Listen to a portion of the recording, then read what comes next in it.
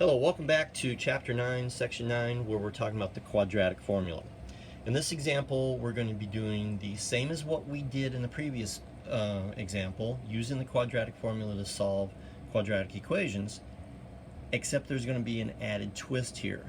So for this, you'll probably need access to a calculator. You can probably use the calculator on your phone. You can use the calculator. I think that you have a calculator on your iPad. I say I think because sometimes St. Paul Schools takes apps away and puts apps on. So I don't really remember.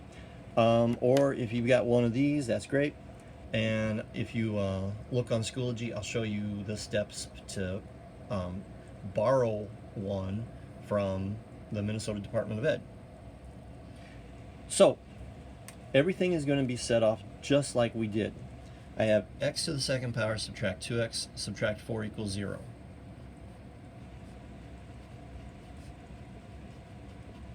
Couple things I want to mention real quick. It's in standard form, ax squared plus bx plus c, and it's set equal to 0. So I'm already good to go.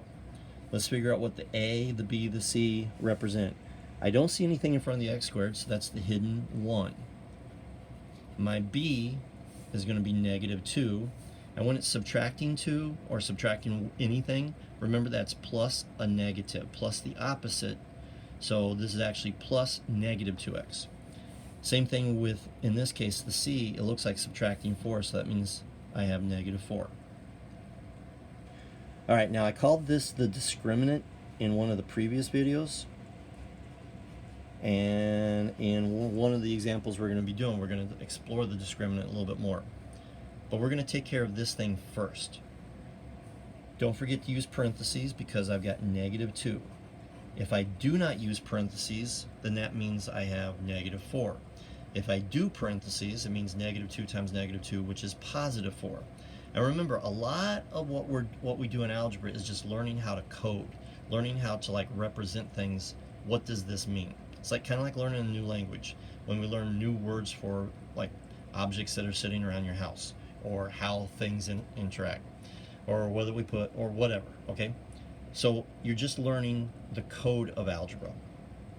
So don't forget, if I want negative 2 times negative 2, I got to put it in parentheses. A is 1, and B is negative 4. Again, everything goes in parentheses. Negative 2 times negative 2 is positive 4.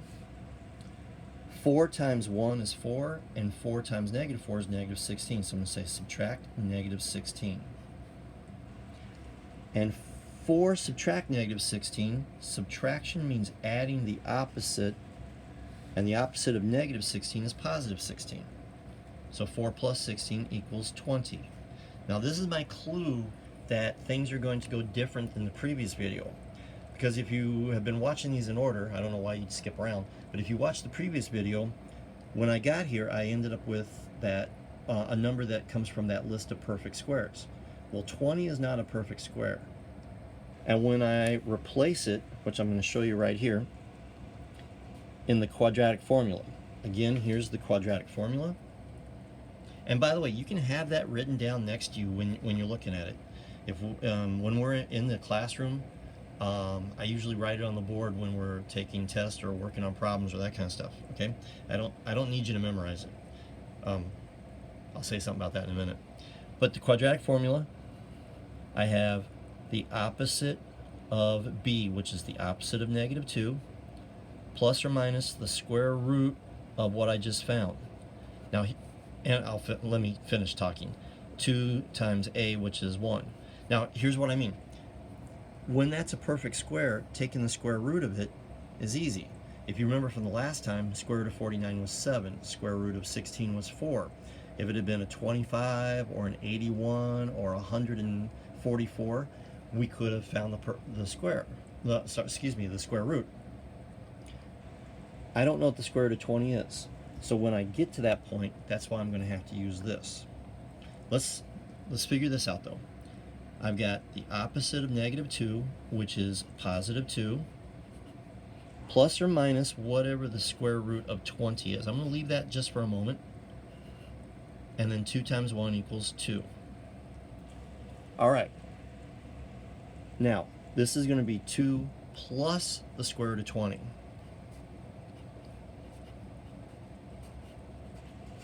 Divided by 2. I'm going to grab my calculator. I have to take 2, add it to the square root of 20. And if you're using a calculator that's not a TI-84, which is perfectly okay, I don't work for Texas Instruments, then I've noticed that different calculators do things differently, obviously. And how you put things in is kind of unique. So please double check with your calculator. I think I never use the calculator on my phone just because, well, let me see if I can pull it over here real quick.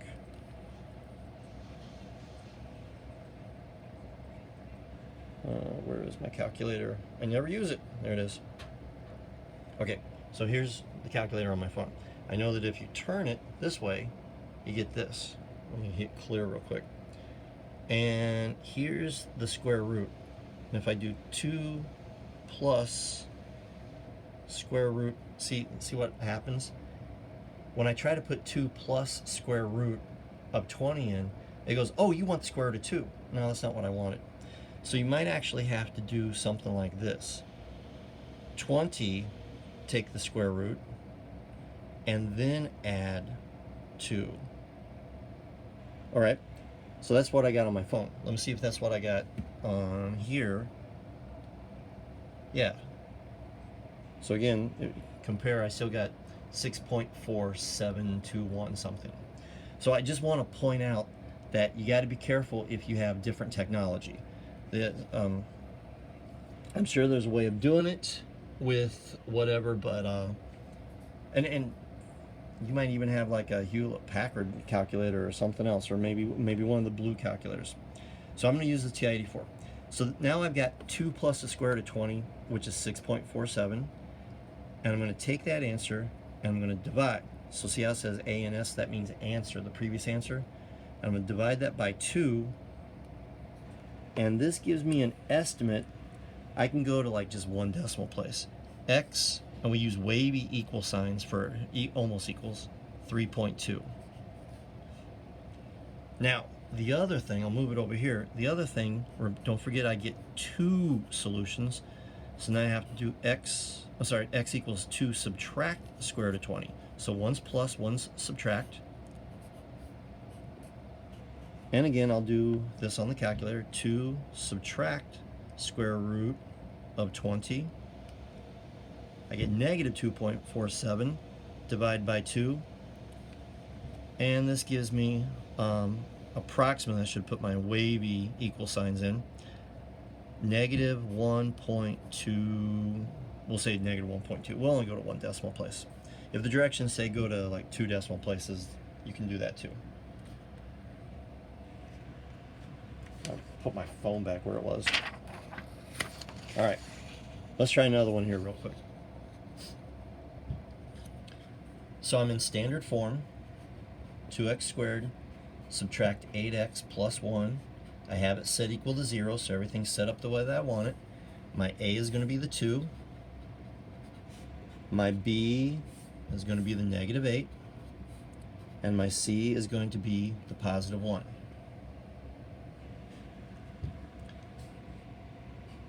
B to the second power, subtract 4 times A times C. We call this the discriminant.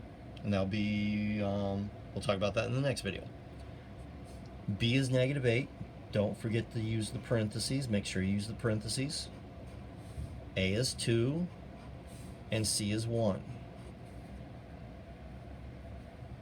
And since you're using a calculator anyway, I mean, if you need to do negative 8 times negative 8, that's okay. But you should know that negative times negative is a positive, and 8 squared is 64. 4 times 2 is 8. 8 times 1 is 8, so I'm going to subtract 8. And 64 subtract 8 should be 56. Now I'm still using my quadratic formula, which I still have right here from the previous video. The opposite of B, which is negative 8. Add or subtract, plus or minus, the square root of 56. and divide that by 2 times 2. And by the way, I know you're probably just watching me, but if you need to pause the video, like I always say, if you need to pause the video or rewind or something, that's fine. If you're watching the video and you have the quadratic formula written down on the side, try to make a prediction about what I'm going to be writing. Always there's 3 things. Find the opposite. The opposite of -8 is 8. Take the square root. In this case, I'm going to leave that for the next step. So just square root of 56. Because 56 is not a perfect square, I don't know what the square root of 56 is. And then the denominator, 2 times 2 equals 4. All right, so this plus or minus, again, means I have 2 solutions. 8 plus the square root of 56 divided by 4. X equals 8. Subtract the square root of 56 divided by 4. So, and hopefully there's no reflection on that. I'm hoping you guys can see that. Look at my iPad. All right, looks like it's okay. I've got 8 plus square root 56, about 15.5.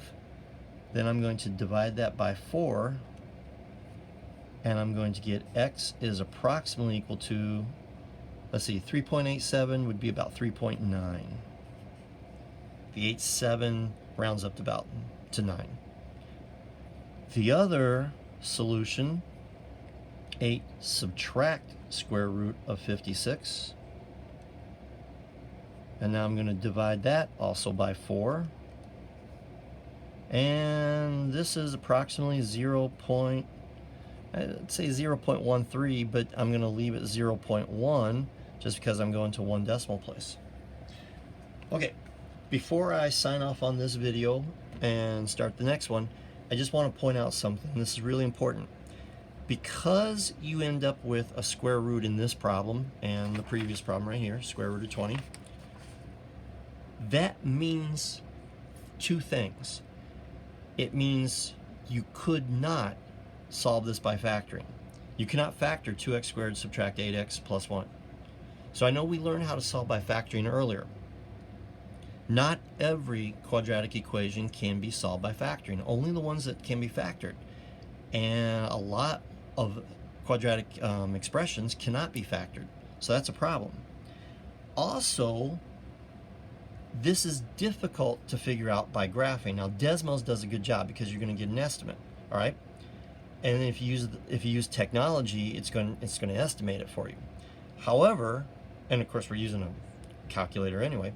However, if you graphed it by hand, you're not going to know what it is because of this is an estimation. So sometimes we have to use either completing the square or the quadratic formula if we want to get a more accurate answer. All right, we'll see you in the next video.